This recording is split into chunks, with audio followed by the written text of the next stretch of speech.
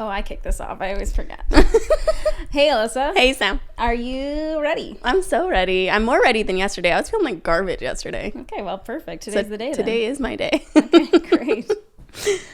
Okay, let me get situated. Take her away. So this was an episode that I wanted to make, I think in like season 2 or something. I brought it to you and you were like, yeah.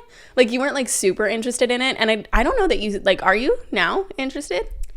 It's not that I'm not interested. I guess that it's just like, it's always like the same story, you know what I mean? Mm-hmm. And so it's like, I get like fired up about it when I'm watching it kind of thing, but then I'm not like too inclined to like learn more about it later because it's always the same like rhetoric. Same shit? Yeah. Yeah, okay. So we're going to be talking about today MLMs. I don't know why I became like so interested in MLMs, not in a positive way. I've joined 12. Yeah. Yeah. But I don't know. I think probably because I started seeing them like pretty early on in my life, just in the industry that I was in. Everybody's trying to have like a side hustle sort of thing. And so yeah. I think a lot of people in the service industry do get not picked on, wrapped up in it. Yeah, like preyed on. Yeah, exactly. Preyed on because I don't know. I think it's because, especially like as a bartender or a server, you're already outgoing. You already have like a pretty big network. And so I was seeing a lot of my friends starting these MLMs. No shade. No. And that's the thing too, is like I do have some like acquaintances and like one pretty good friend who's actually in an MLM right now. So it is interesting for me because I'm so against the business model. It's interesting trying to navigate that, being like, love you, support you, not gonna buy any of your products, yeah. Sort of thing. But yeah, I kind of wanted to like talk about MLMs, what they are, because I was actually talking to our friend over the phone the other day, and he was like, what's an MLM? I'm like, how? This happens to me all the time when I talk about MLMs. People are like, what's an MLM? I'm like, how do you not know? Like, I thought that this was something that is like so widely like known and accepted that we like don't like MLMs. Yeah. People still don't even know what they are. So I want to like talk about a little bit of the backstory of MLMs. I will say I'm not like super confident in my research with MLMs. Okay. Because I found it like really hard to find concrete answers. And I think that also is kind of like a part of MLMs, is nobody, like they give you like a roundabout answer when you're looking for something. Like I specifically was trying to find if you need a business license to be an independent contractor of one of these companies. And I couldn't find a freaking answer. Yeah, I just like don't think that many people like stop to think about that kind of stuff though. For sure. Yeah, I had asked someone, I had a call with someone, a hun they call them. I don't know that I like this like name calling of like a hun bot and stuff like that, because I generally speaking don't like name calling anyway. But anyway, it is like, that is one that I'm like, wow, they really do start all of their all of their messages with hun or babe, but so hey do I. Hun, so. hey girl. Yeah. Yeah. But I did have a call with someone, and I asked them specifically that question, and I'm realizing now that they didn't even answer the question when I asked it point blank. I can't remember what they said, but they were like, yeah, we do have to sign this thing and that, and we have to file taxes. And then I'm like, did they even answer if they actually had to apply for a business license? I don't think that they did answer that question. And it's interesting because we all have to pay taxes. Yeah. You know? Yeah, like regardless, you pay taxes. But I think what they're saying is like it's a 1099 form or whatever, because you're like an independent contractor or whatever. But there's more about that too that I'm going to talk about later on. But anyway, I wanted to start off by asking you if you've ever been approached to join an MLM. I can't like think of any like notable moments. I get like messages every now and again in my DMs kind of thing, which like it's going down in the DMs. It's just like funny to me because I'm like, why in God's name do you think that I would like start doing this, you know? Like just like of all the people to approach, like why would I leave like my job just like promoting beauty products already to join an MLM and start from like the bottom, you know what I mean? Like that would be the fucking worst. But I've gotten like messages from people I don't know over DMs and stuff like that, but I can't think of anyone that I actually genuinely knew that approached that reached out to me. Yeah. It's interesting you say like, why would I leave my job now and do that? Because I was watching a video the other day and it was about celebrities that belong to MLMs. But see, like, is that because they like, do they belong to an MLM as like Yes. as anyone else would? Or like Yes. were they hired by the brand? So one of them, it looks like they were hired by the brand to do an ad. The other two genuinely are like an independent consultant. I mean, that would be like a hell of a freaking downline you'd have. Well, but that's what they were saying in the video, was that this one actress, she I guess had like been with this company for a really long time. And by the way, I'm not going to call out these MLMs by name because I don't know, I'm not trying to get sued. So Same. but I mean, we all kind of like, well, I feel like you could just Google MLMs and it'll come up like what they are. And oftentimes people refer to them as like the hair one or like whatever. So anyway, you can just assume, I guess, like what I'm talking about. But anyway, this actress had belonged to this MLM for a really long time, and she was on her stories and talking about like how she'll be like on set and like working this business like between takes and blah blah blah and like all this stuff, and the creator of the video was like, well, yeah, but you have like a massive following. So it's like, imagine somebody I look up to is like Rachel McAdams. So I, you know, like as a parasocial relationship sort of situation, like trust and respect Rachel McAdams. And so if she was like, I use this product, you should join me in my business, I'd be like, hell yeah, Rachel McAdams. Like, I'm there, buddy. I mean, probably not now in my life, but if I was a bit younger, yeah, for sure. And so I think that also like speaks to the predatory nature of MLMs, because you kind of like, if you idolize these people, if you already say somebody who has been watching you for a long time and trusts in what you've been selling them and blah, blah, blah, like promoting, and they love those products, and then you started an MLM. Yeah. I mean, heck yeah, people would probably, and you were saying like, I'm making a ton of money. They'd be like, I want to be like Sam too. And then, you know, sign up into your downline, and now you're making. They would say that. And now they're making like, you know, or you're making a ton of money off of their sales. So should we break down what an MLM is? I was just going to say, I should probably get into There's going to be people that are 10 minutes in being like, I'm so confused. So an MLM is a multi-level marketing company. And so when I was researching like the kind of like history of MLMs, it brought me to the Ponzi scheme. And so the Ponzi scheme was started by Charles Ponzi. I think his name's Charles. I wish I had that on my phone. Anyway, he started this Ponzi scheme. I also brought up the definition on my phone so that I could just like read it verbatim because I'm also not, along with not being a scientist and an astronomer, I'm also not an economist. So this is from Investopedia.com. So a Ponzi scheme is a fraudulent... It's my homepage. Is it? Investopedia. Is a fraudulent investing scam promising high rates of return with little risk to investors.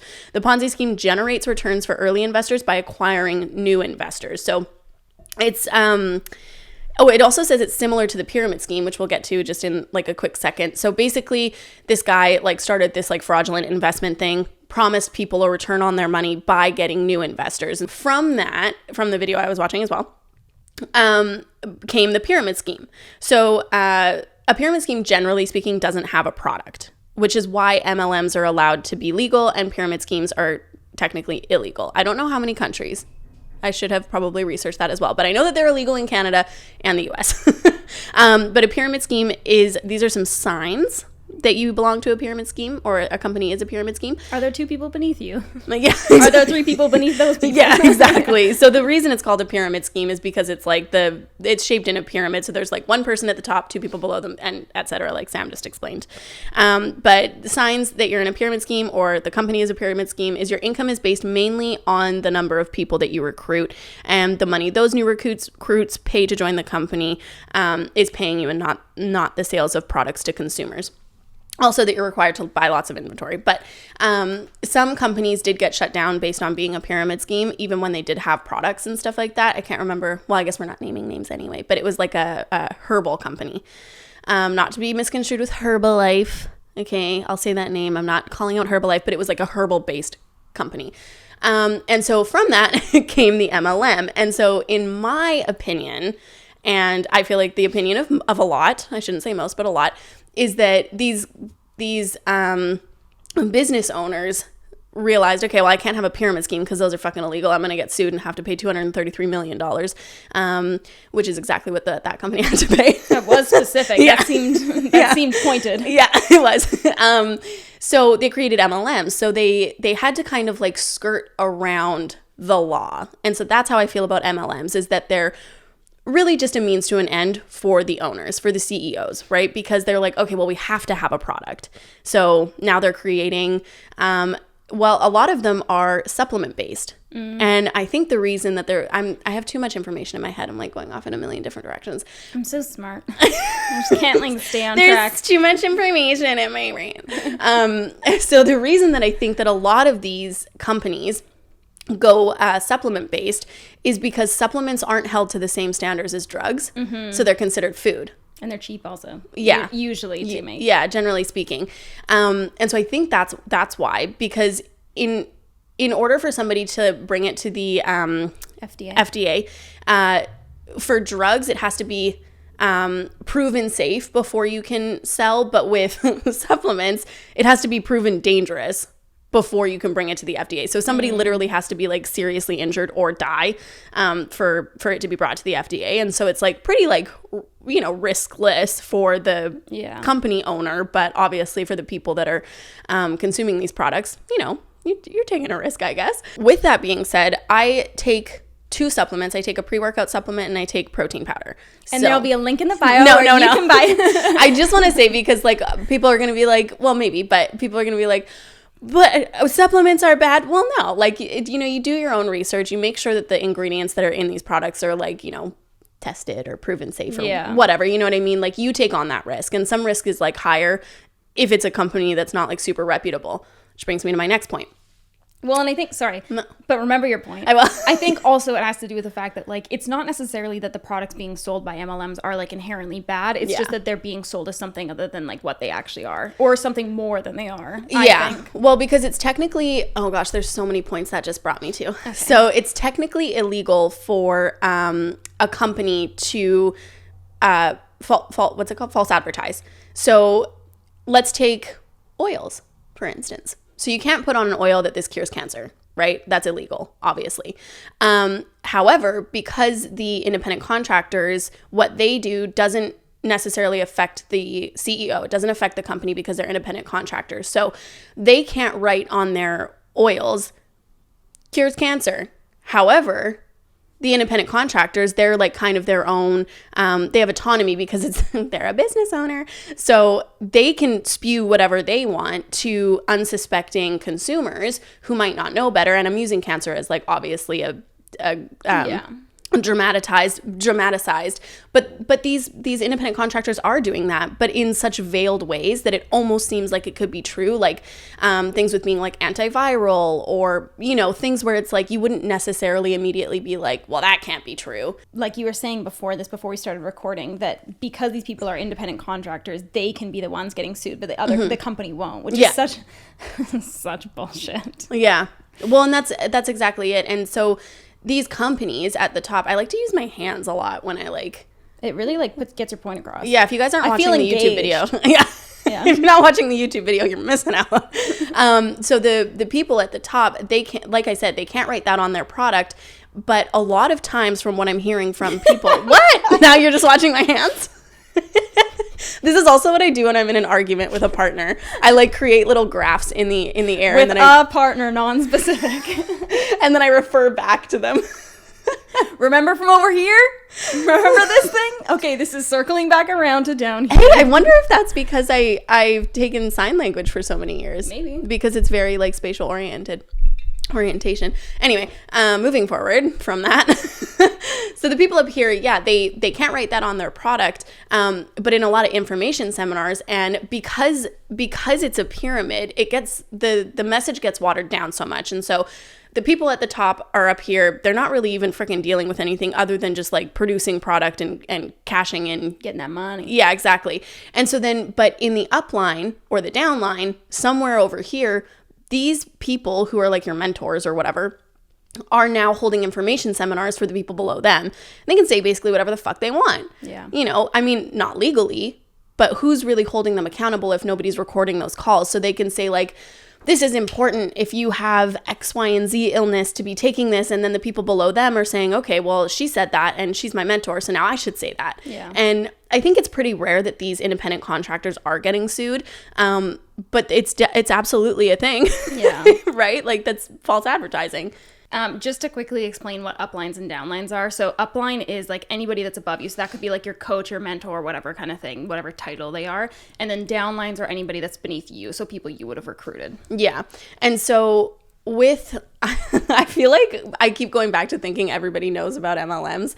So with your upline, the person directly above you makes a percentage off what you sell. The person above them also makes a percentage of what you sell. And so it goes based on percentages, and it's different for every company. But say my mentor, so my direct upline, makes 25% off of what I sell.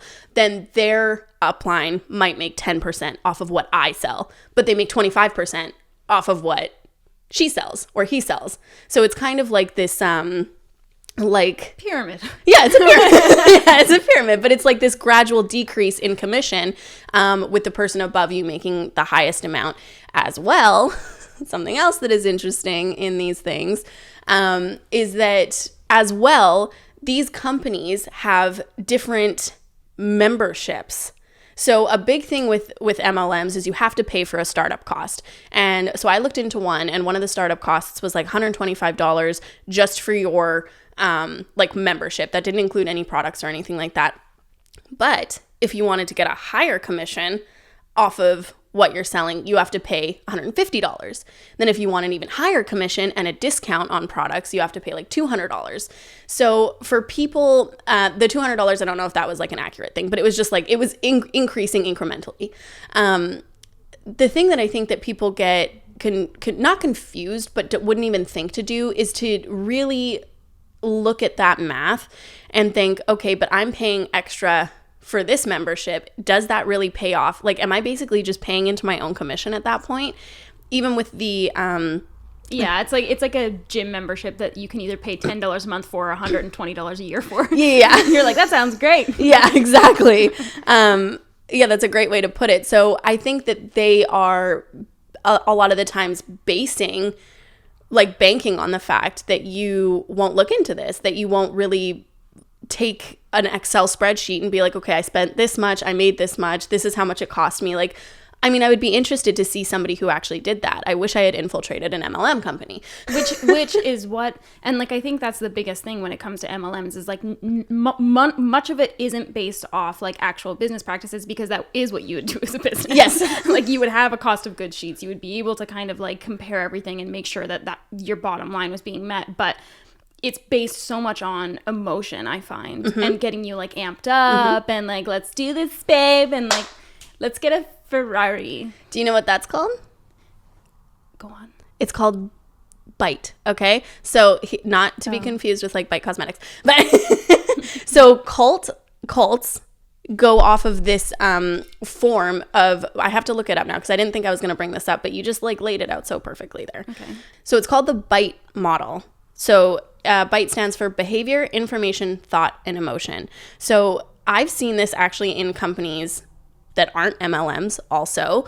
A lot of companies do like retreats and stuff like that together, and they get you into this sort of like, these are our core values and stuff like that. Family. Yeah, exactly. And I think that there is merit to being this sort of like family together, but where MLMs take it kind of like a step further, I find, is you're actually ostracizing yourself from everyone else in your life. So you're starting these behaviors. They're telling you kind of like scripts, like how to talk to people, how to approach people, cold calling, cold messaging, where like you literally haven't talked to these people in like years and years. And then you're just like, hey babe, like I want to share this with you. That's ostracizing you from people who could potentially be friends.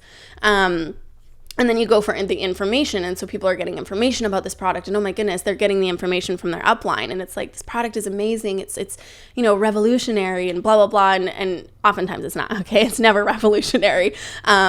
Which is the point I will get to it, I promise. It's fish oil. Yeah, exactly.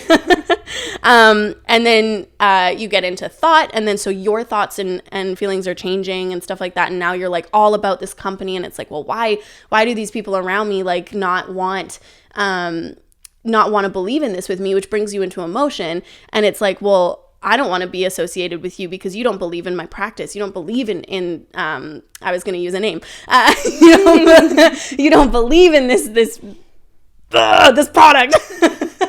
And that's like my take on the bite model. It's not like a scientific explanation of it, but this is used a lot in cults and sometimes religion and stuff like that.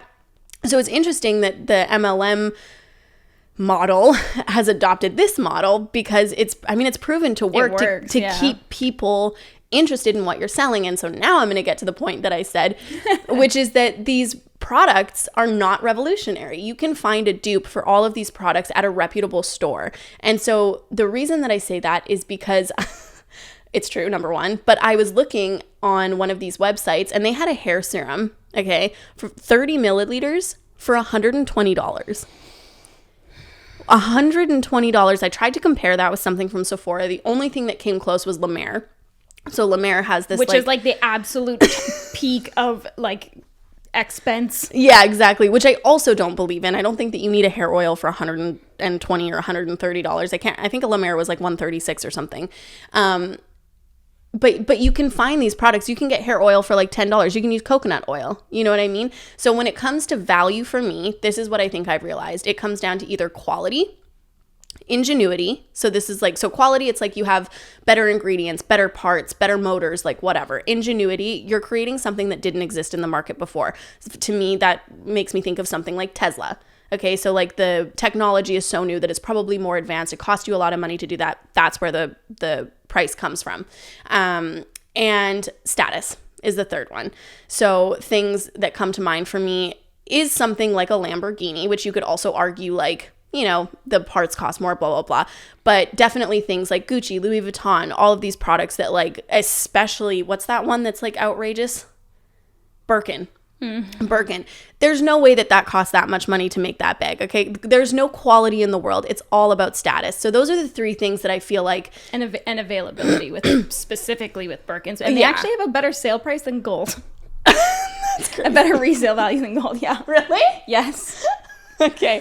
Maybe Birkin was about... Well, no, but still outrageous. It is outrageous. But yeah. Like, but those are the three things to me that make sense when purchasing a product. So do I have a Gucci purse? I do. Did I buy that for quality? Probably not. I bought it because I saw somebody who had it and I wanted it. So it's like, for me, I'm like, okay, that's a status symbol. I'm willing to admit that. Things like quality. I like driving my Honda because I feel like it's good quality, so I'm willing to pay more for that than, not to call out Mazda, I just don't like Mazdas as much. Sorry, I'm a hater. Yeah, I just don't think that they're as good of a quality as a car, so I paid more for my car. Unless y'all want to be a sponsor, in which case. Yeah. What's up? Yeah. And then ingenuity, the reason that and a lot of people don't think that Apple is innovative, but I do. I think they're innovative, man. I think they certainly were innovative. Yeah. Maybe not as much now. No, but when I first bought an iPhone, when I was like living the BlackBerry life, I was like, wow, this is like a full touchscreen that works so well. Mm-hmm. And that's why I bought an iPhone at an escalated price. But these products within MLM company, and you don't have to agree with any of those things I said. I'm just trying to like set the scene, you know? Everyone that has a Mazda is like, fuck you. Yeah. Well, some Mazdas are okay, but I'm specifically comparing a Honda Civic to a Mazda 3. Anyway. Let me state my case. But with MLMs, these products are not, the quality is the same or less than dupes for a cheaper price, where you're not being sucked into a pyramid scheme, which anybody who belongs to an MLM is gonna be like, it's not a pyramid scheme. It's basically a pyramid scheme. So the quality isn't there. There's no ingenuity there. All of these things already existed. They existed at a better price and they existed at a more reputable source than somebody who just learned about it yesterday. And I mean, the status is pretty fucking low because people don't like MLMs. So it's all perception based on emotion, like based on that, like being able to coax someone into the idea that this is like life changing and stuff like that. And it kind of like comes to mind Scientology. You know what I mean? Like so many people that get out of Scientology, they talk about how when they were in it, it was because they genuinely believed they were helping people. Like they genuinely thought that they were changing the world, and they wanted their friends to be, you know, involved in that because they actually believed it. Yeah. Well, and I think that there are people who have made money on MLMs for sure. It's obvious, but it's the 1% literally, because it's 99% of people that lose money on MLMs. And these companies also are like putting out these reports. You have to, if you're going to claim, if you're going to make a claim on income, you have to file an income disclosure statement, which I don't know why people don't look those up more, because those are like, it's like a federal thing. Like you can't like bullshit it basically. But then these MLM consultants, I'm trying not to call them Huns, these the clinical term. Yeah.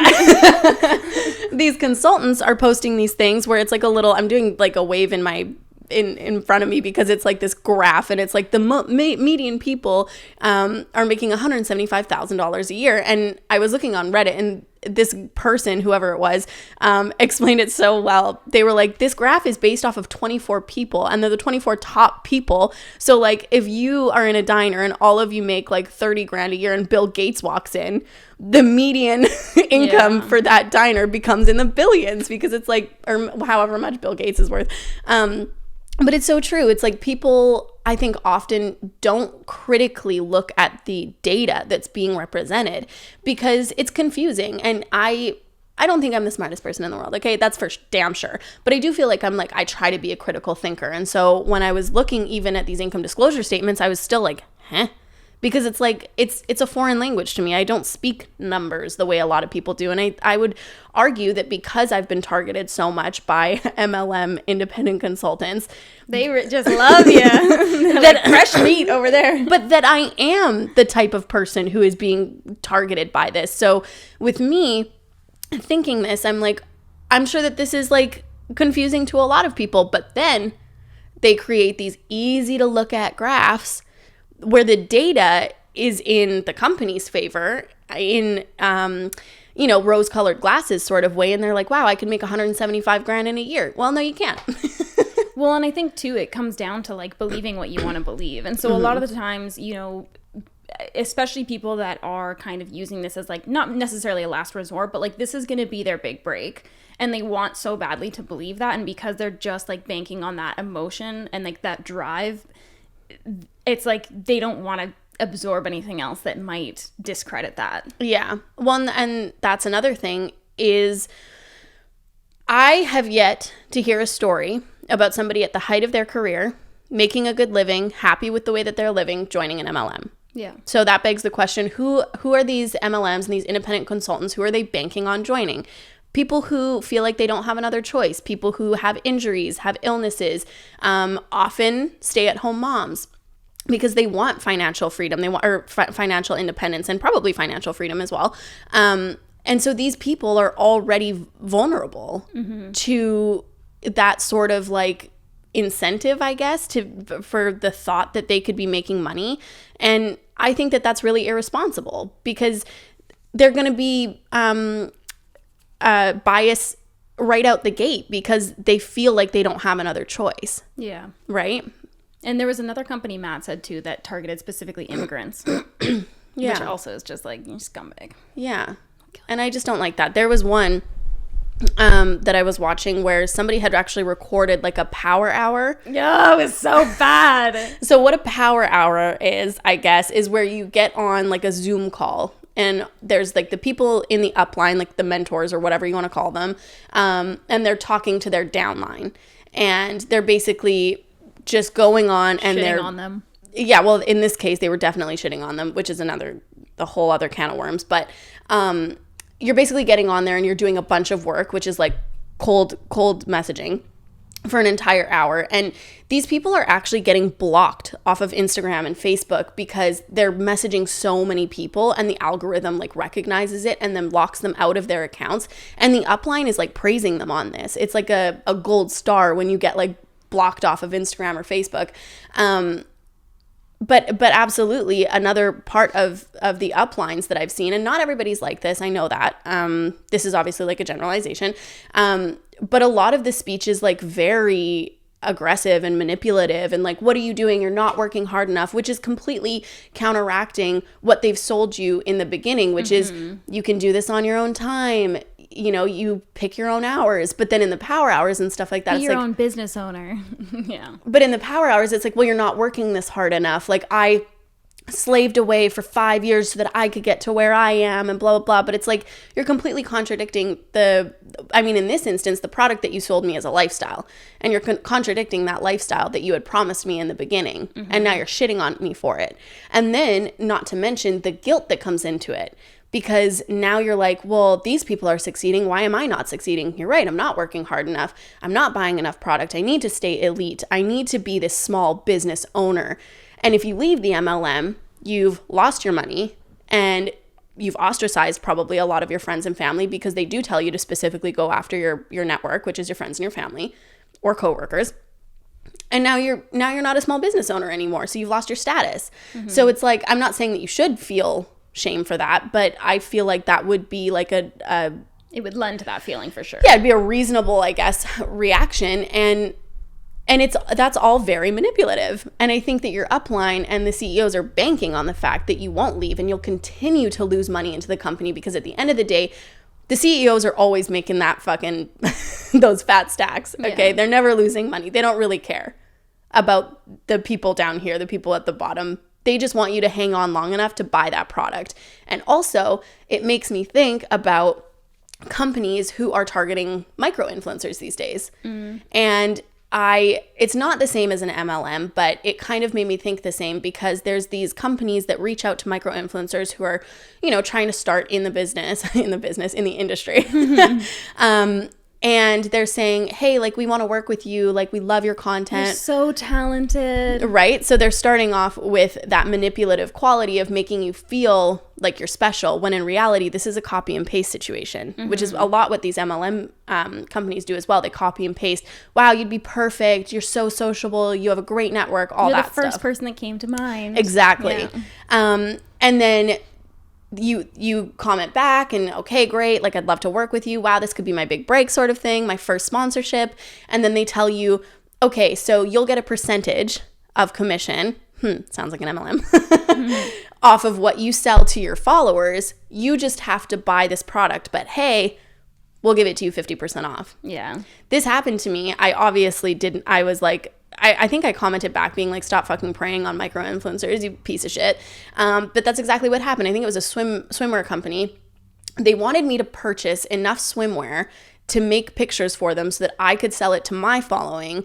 So I had to purchase it, but they were going to give me 50% off, and then they were going to give me like a 10% commission on what I sold. At that time, I had 4,000 followers. Just even if the product was like fantastic and I felt great selling it, the amount of people who would purchase that swimwear from my 4,000 followers would never make me enough money to pay for the product that I had to buy. But then people think, well, but now I have all this swimwear, but you weren't going to buy it in the first place. Yeah. So who's winning in that scenario? The company. Yeah. You're not winning. The company is. Well, and I think so often too, like, it really does come down to like people just, again, like getting sucked in by emotions, because I've talked to so many micro influencers in similar situations, and like they just feel like, this is a brand they look up to, when it's like specifically in that situation, not necessarily MLMs, but It's like, this is a brand that they look up to, that they've supported with their own money, and like they're just so excited because they feel like that brand reaching out to them means, okay, I must be doing something right. But it's more so that like you were seen by the right person, and now they're just going after you, kind of thing. And like, and I think that people just, again, like they want to believe that this company that they love, or products that they love, or whatever kind of thing, that they actually do value them, or that it will pay off eventually. Because we also have this kind of mentality of like rubbing elbows, and that like your hard work will pay off eventually, and just keep working your way up. But oftentimes, like, it's just like, no, you'll rub elbows, and then people will take what they can get from you, and then the second that you ask for like actual payment for that thing, they're like, peace. Yeah.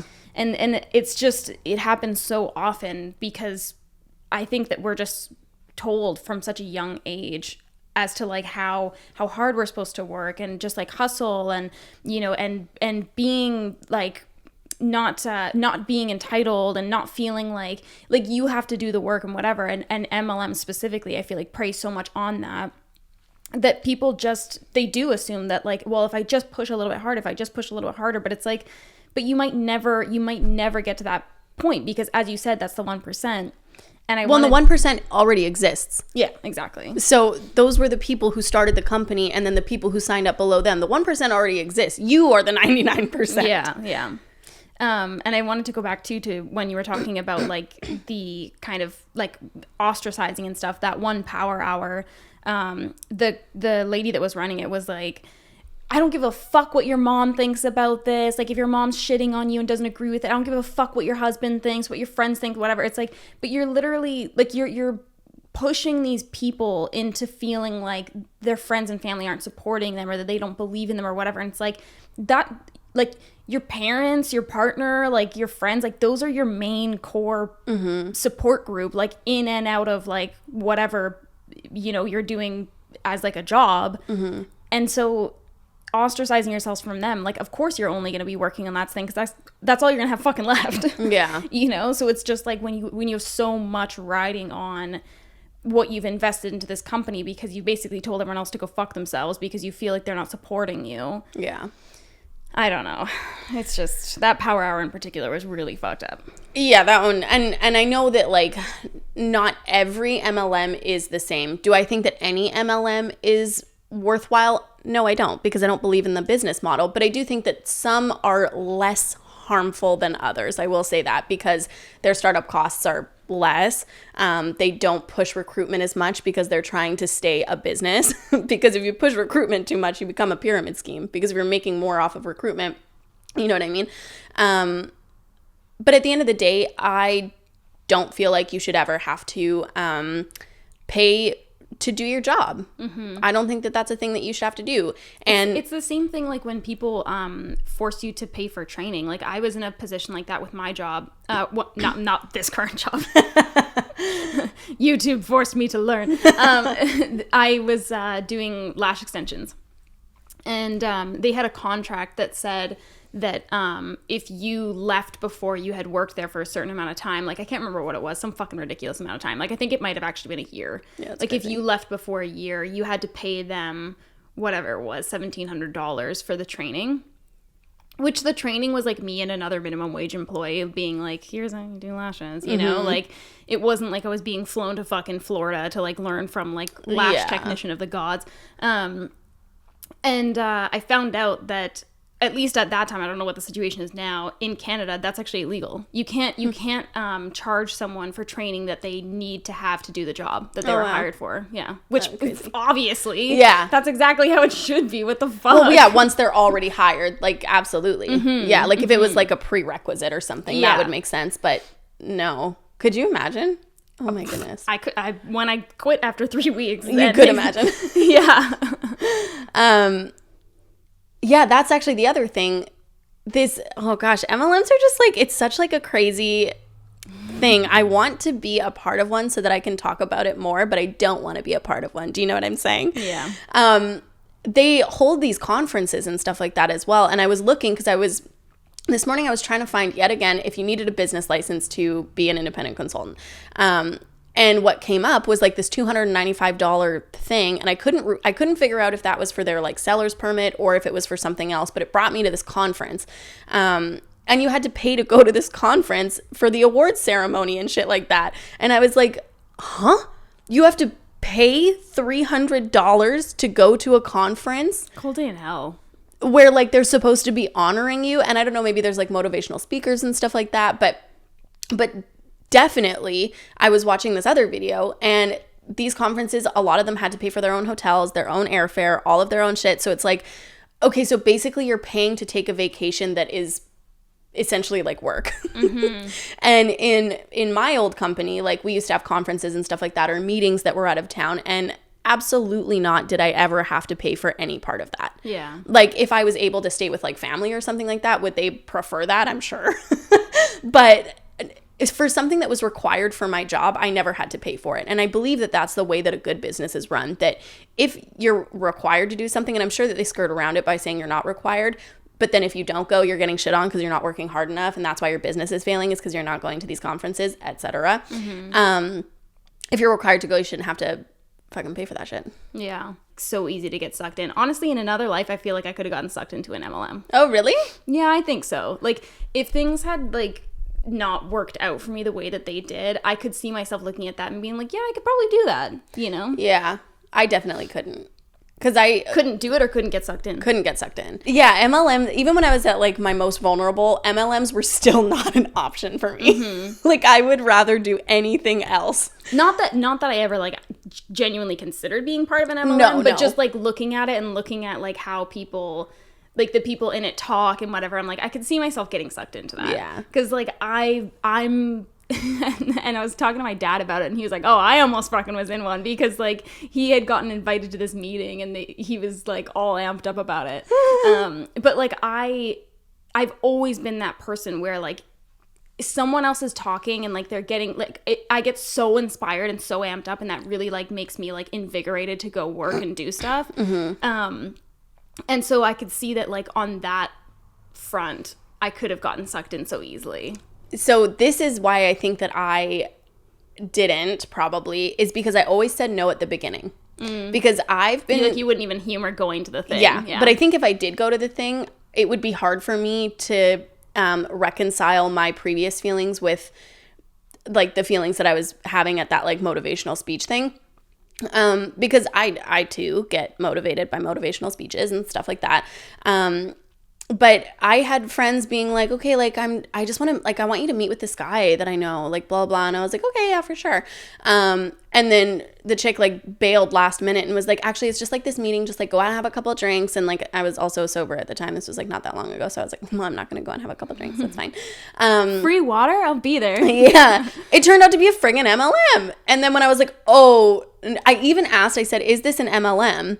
And they were like, I don't know what that is. I don't know what you're talking about. Cold day in fucking hell, you don't know what an MLM is when you're in one, okay? They probably are like preaching that shit like high and low that it's not an MLM or whatever. Anyway, it was a freaking MLM. And then when I said, oh, I'm not going to that, they were like, wow, no trust. No!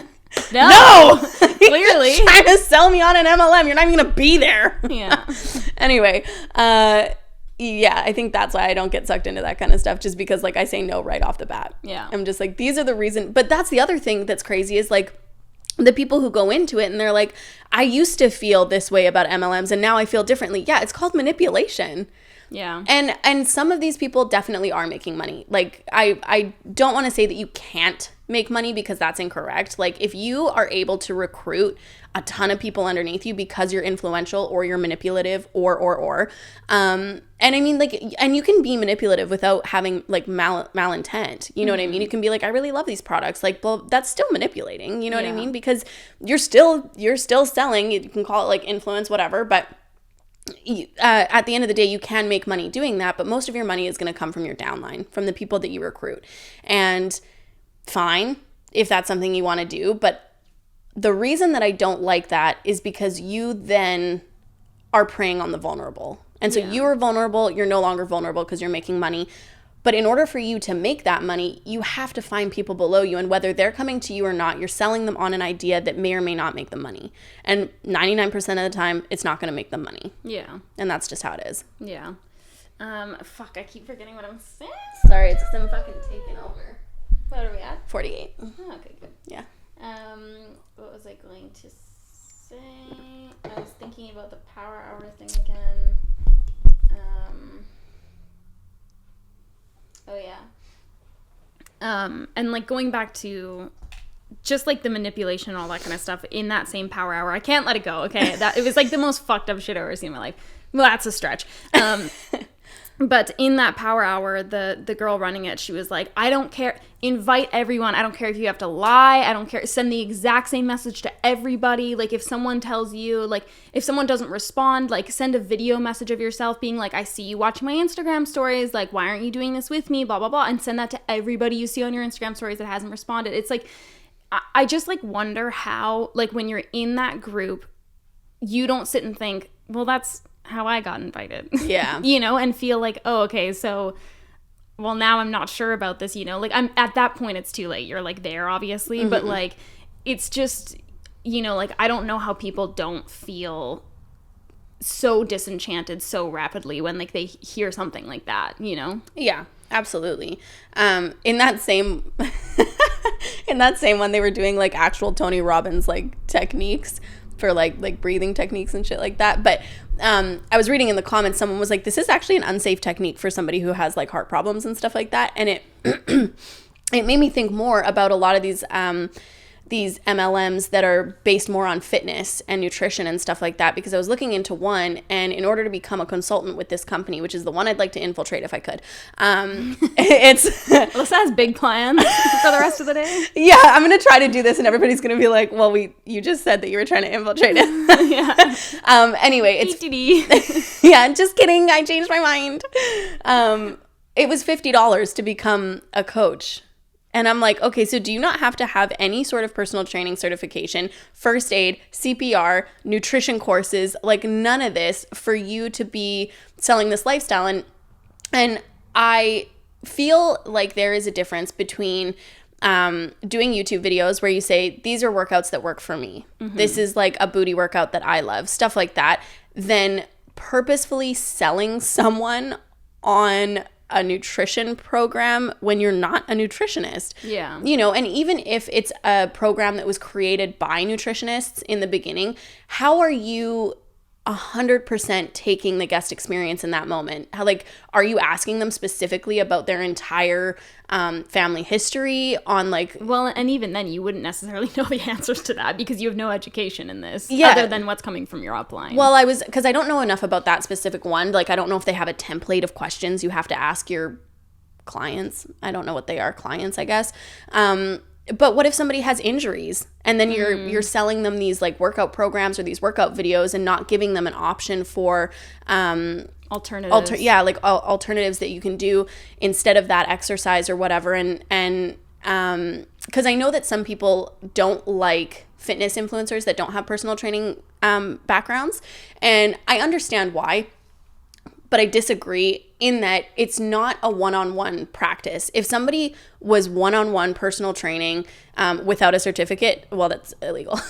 You have to have a certificate or else you can get sued, blah, blah, blah. You need liability insurance. But I find it so different than selling a product that you don't know anything about because you didn't create it, mm-hmm. and you don't have any background on it. So all of these, like, supplements that you're like, yeah, just take this. It's like, you don't know if that person's allergic to that shit or not. Mm. And you're putting the onus on them when you are acting as their coach, as their mentor, because it's different if I go to Walmart or whatever and pick up a supplement, that's on me. Yeah. Nobody's trying to specifically target that only to me.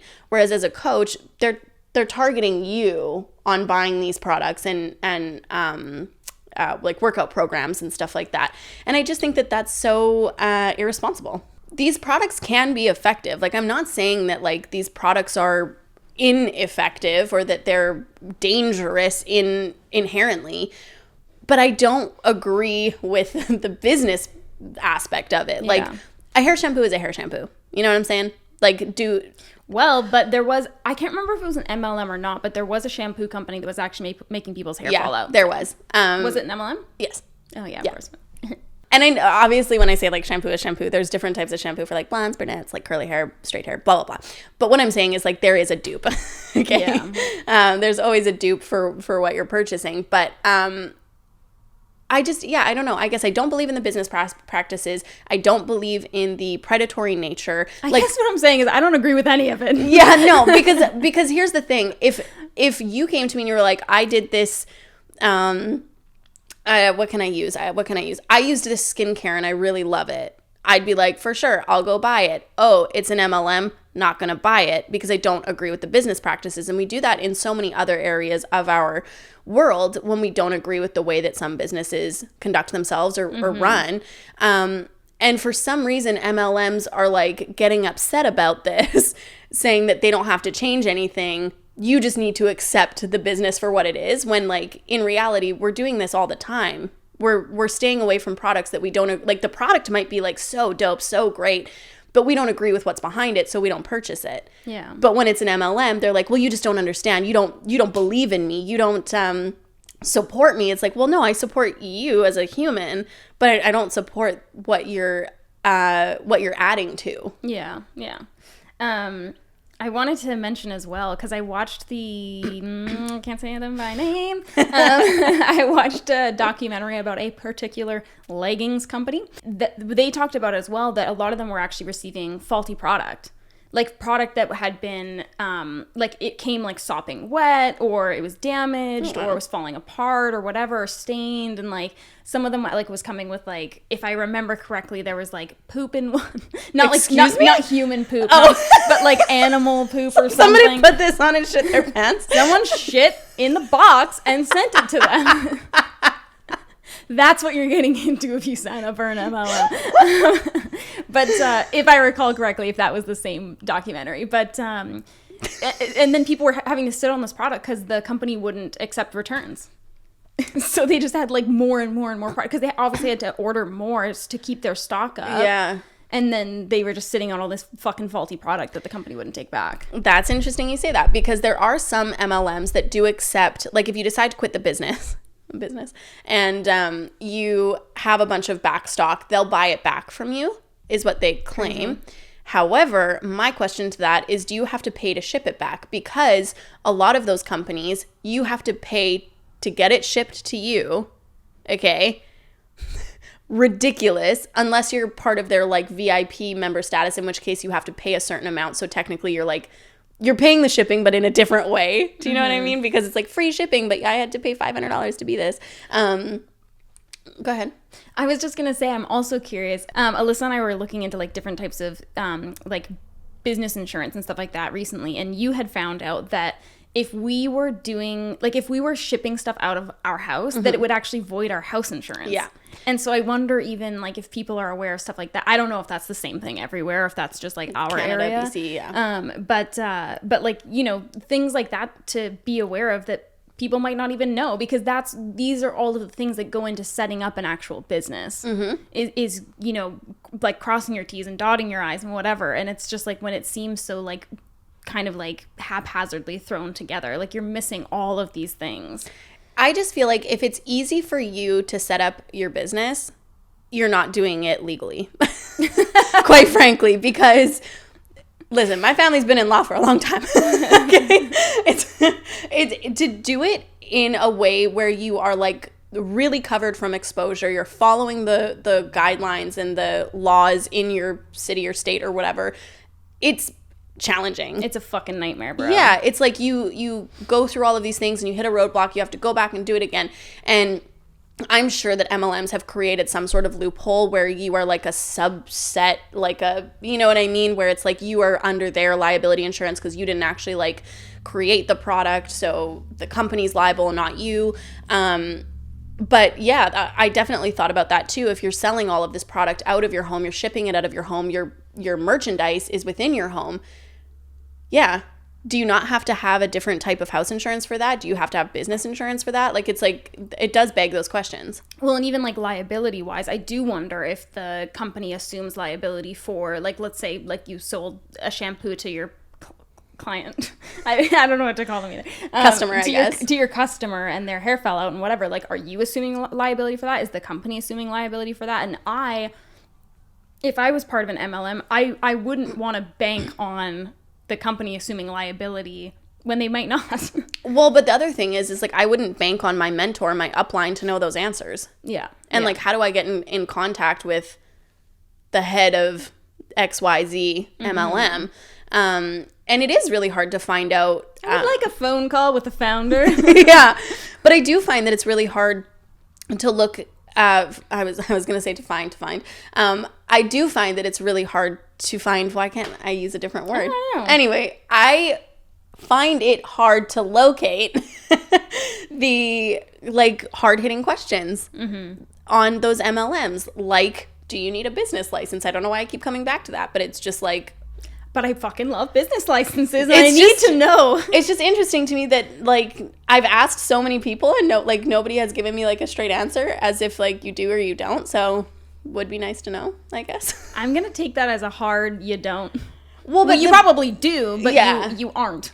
Yeah, but I wonder if they like grant you a seller's permit that you have to pay for, probably at an escalated price, and then it's only valid for a certain amount of time, so then you have to renew it with your membership. Like, I wonder if it's in your membership. I just kind of doubt that like there's any sort of like that going on, because like that is like protecting all of these people beneath like the and like what company does that in general, typically speaking, let alone like MLMs. It's hard to say. I couldn't find enough information on it, so I'm not going to make a claim to that, but I guess it's just an inquiry. An inquiry. Anyway, long story short, don't love MLMs, okay? I don't know what to say about it.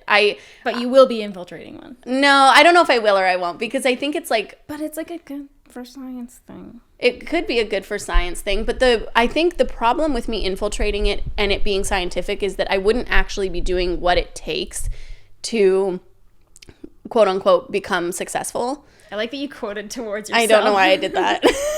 To quote unquote. She did air quotes but directed them towards herself only. I'm only talking to me. Like, I wouldn't be trying to sell this product, so financially it wouldn't be like a good I would be interested though to like infiltrate just to like look at the power hours and shit. Yeah, but then my upline would just be like mad at me because I'm doing fuck all. Alyssa, you fucking suck, frankly. Not one sale. Well, and then I'm like, I'm going to have all of this product. And then, like, what if people see it in my vlog or something like that? Because it's, like, in the cupboard. You're, like, low-key, like, involved. In an MLM. Yeah. But I would be interested. There is a podcast where somebody infiltrated a travel one. Oh, really? Yeah, I think it was a travel one. Which is also really interesting that that's even a thing, and people ended up paying like 3 times the amount for their vacations. It's like timeshares is another one. Oh god, timeshares! Oh my goodness. Anyway, when we were traveling with my mother-in-law, she sent us an email and she was like, "This is how." This is how to avoid people at the airport that are going to try and get you to buy timeshares. And I was like, I think I know how to like walk past people. I don't know, like. Steps you can take to avoid timeshares. People though, like, I've never been approached for a timeshare. This is just going off again, but I've never been approached for a timeshare, but I've heard of people who have, like, while they're on their holiday. Dude, I'd be so freaking pissed if people came up and interrupted my volleyball situation to ask me to go and watch like a 3-hour dive in front of the volleyball. They're like, hey. Yeah, dude. That actually, this isn't the same thing, but I had to go to an information seminar for this this resort that I was at for them to like try to sell me excursions. Oh god. Yeah, we all had to be there. Did I have to do that once? I think they invited me to do that once and I was like, I'm not going to. I thought that we had to. I'm sure it was like an invite, but they posed it as you have to be there because we're not giving you your room key until you come to this. You had to. You had to book your bus back by going to that information seminar. Oh, what the fuck? Yeah, and it was basically just telling you about like all the excursions on the island, which like if you just looked at the pamphlet, you could like see it. Mm-hmm. But yeah, it was like a full hour, and it was at like 9 a.m. Oh, Jesus Christ. Yeah, and it was pretty rude. And at the time, I was drinking, and it was an all-inclusive, okay? So I was pretty hungover. What a way to kick off your vacation. Yeah, it was the next day also. That sucks. I know. Stop doing that. I've had enough. Yeah. Sunwing. The one brand we're calling out by... Fuck you. Also, your planes suck. Their planes are wildly uncomfortable. They're so uncomfortable. It's like, you're literally like this. I know. Yeah. The last Sunwing flight that I was on, everyone clapped when we landed. And I was like, were we nervous going in? Like, did I miss something? Yeah. I mean, their vacations are pretty cheap, but their planes... For a reason. Yeah. Anyway, that's how I feel about MLMs. And our personal gripes towards Sunwing. Yeah. What do I want to say? Do I want to say anything? Because, like, this is the thing. I don't want anybody to be offended. Okay? I'm not, like, coming after you as a person. Which, interestingly enough, if you think I'm coming after you as a person because of your MLM, maybe take a look at that. Like, is your MLM so ingrained in your identity now that you think that I'm attacking you and not the product? Because if somebody came to me and was like, I didn't like the Creole chicken at your old restaurant, I wouldn't be like, how dare you? Yeah. I'd be like, well, Creole chicken isn't for everybody. Yeah. the mashed potatoes that come with that Creole chicken though are fire. They're so good. Yeah. Dude, mashed potatoes in general though. Honestly. Yeah. You know, things that are good as an aside. Fuck Sunwing. But mashed potatoes. Love them. I'm going to start a potato MLM. How does that work? Everyone sells the potatoes. And then my power hours are me talking about the ways in which you can transform potatoes. Dude, you know what would be good for science is if we started an MLM as a joke, though. Well, do you start businesses as jokes? I think, as we mentioned, it's quite a pain in the ass. So that seems like something that wouldn't really pay off. But, like, what if we did, like, a virtual pretend MLM where it's, like, a game, but it's an MLM? Okay. If you want to set that up. Listen. Okay. I support you. But you don't support my business? Humor me, okay? Imagine, like, an addicting... Imagine, like, an addictinggames.com style game, okay? But you have, like, an avatar person, and you are, like, you have your business, you have, like, all of your, like, potatoes. Are you just talking about you being in Habbo Hotel as an FBI agent? Listen, it was serious, okay? I had to show up for work every single day. There was a solid 3 days that Alyssa was, like, very heavily indoctrinated into a Habbo Hotel job. I can't remember what I was, but I think I was a security officer and I could let people in. So wow. I had rights. I didn't have kick rights. But I had rights. I had rights to open the gates, and that was like pretty cool. That was enough for you? Yeah, it felt like I was like boss. But sorry, go on with your potato game online joke MLS. Maybe more sophisticated than addicting games because you're gonna have to have like an inventory and stuff like that, and like ability to like interact with other like users. So yeah, like a Habbo Hotel situation. Okay, so you have like all these I'm crying like crazy. So you have these potatoes, but you have to sell potatoes to people below you. Maybe you open a potato shop. You know how Tupperware back in the day did like at home. Okay, so sorry, you originally scoffed at my potato idea, but now this is becoming intertwined into your... Well, it's just an interesting thing because like I think it could be interesting in the name of science to see how hard it would be to beat us at the MLM game, because if we created it, we would obviously make money off of everybody else, right? And so it kind of like shows you the sketchiness of the MLM, because like nobody, if we recruited all these people into the game, they would sign up under us. We don't have to recruit them, but like say the game got really popular, right? They're technically then going to be under us, so we're making a percentage off of all the potatoes that they're selling, mashed, fried, etc. You could see how hard it would be for you at the bottom to make the kind of money that the people at the top are making. It's like a... I don't know that I'm like completely understanding the vision. What do you mean my air charts didn't do it for you? It's a little muddy. It's a little murky for me. What an interesting concept though. I also don't I don't got that kind of change, man, to like get someone to develop this game for us. I'm going to have to just start becoming a software engineer. Again, I don't know that it's worth it. Like, I don't know that all of this effort is going to... Yeah, be worth it for science. Yeah, the juice ain't worth the squeeze. Okay, so man. I should just infiltrate an already... Yeah, I think just that was the better idea. I'm still a bad idea, but like the better of the two, maybe. Yeah, I just think for science it wouldn't work because I wouldn't be putting in the work, so the results would not be there. But... And then, like, what am I going to do? Be like, yeah, this product was okay. Just try it. Just try it. But then, like, even if I, like, comment on the product, then I'm, like, selling the product, technically. Yeah, I guess so. But it would be interesting to know.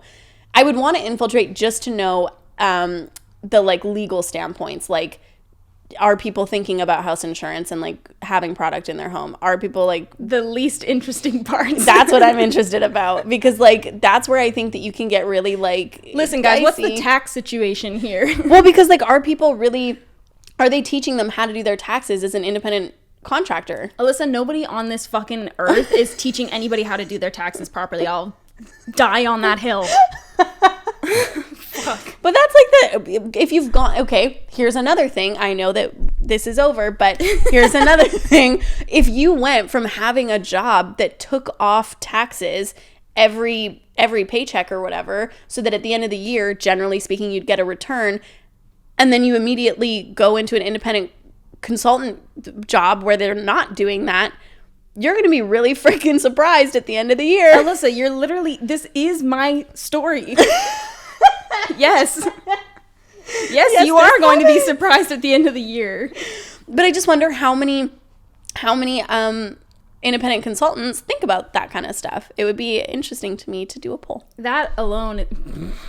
Not a poll, but the shit you want to do with your off time, I swear to God. I can guarantee most people aren't thinking about that, and it is a hell of a surprise. Yeah. So anyway, you know, like when people like they make an inside joke and then they just kind of like keep it going and keep it going and keep it going. That's the podcast. That's us on the podcast. We just really like drag it out to a point where people are like, okay, so that you lost me at the potato thing. I thought you were gonna bring it back around and then you didn't. I feel like that's what like Call Her Daddy's whole podcast is. Yeah. And it's working for them. Yeah, her. Where her. DTD.